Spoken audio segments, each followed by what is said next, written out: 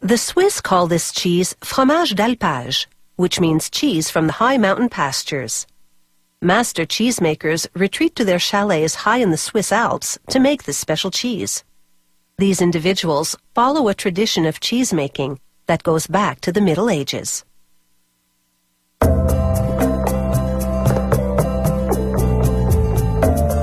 Fromage d'alpage is produced by cheesemakers who bring their cows high into the Alps for 5 months to this region of Gstaad, Switzerland. In the morning, they milk their cows for about 7 minutes using an automatic milking machine.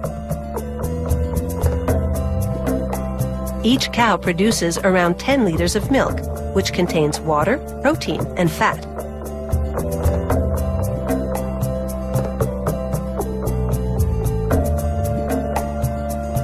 "12 hours later, he removes the fat, which rises to the surface.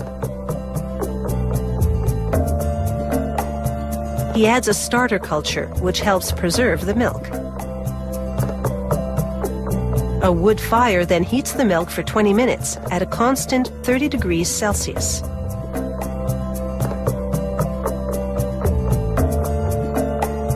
He then adds an enzyme called rennet and more starter culture to the milk.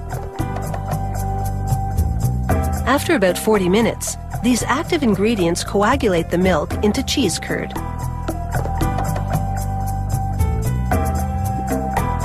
He cuts the solidifying curd into smaller pieces.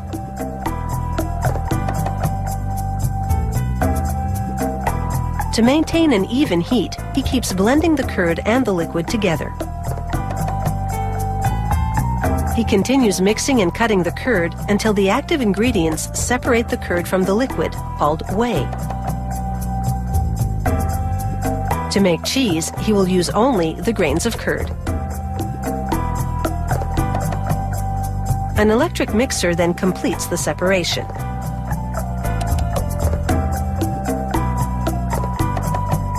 He washes his arms and hands thoroughly because any impurities in the cheese would ruin it.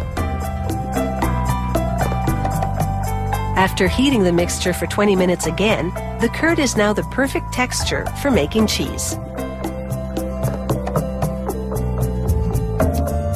Using cheesecloth, they remove the grains of curd. What started out as 300 liters of milk will end up producing only 30 kilograms of cheese.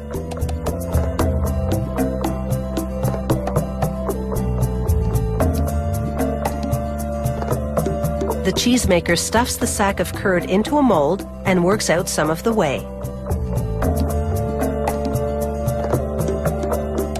He then puts 3 molds filled with curd into a wooden press. And using a wooden block that distributes the pressure evenly, he squeezes out more of the whey.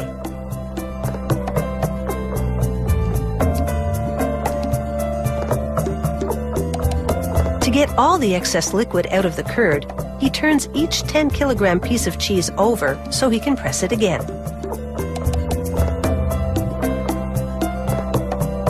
Too much liquid in the cheese would affect its shape and quality, so he does this a few times, then leaves them in the press overnight.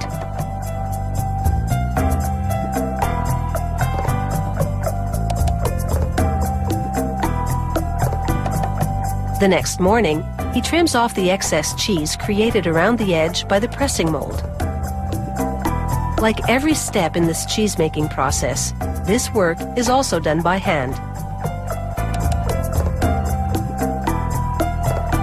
He soaks the cheese in salt water for 24 hours to conserve, harden, and intensify its taste.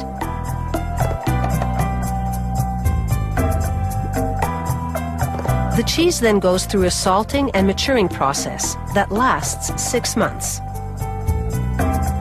During this time, they flip each piece of cheese often so it ages evenly.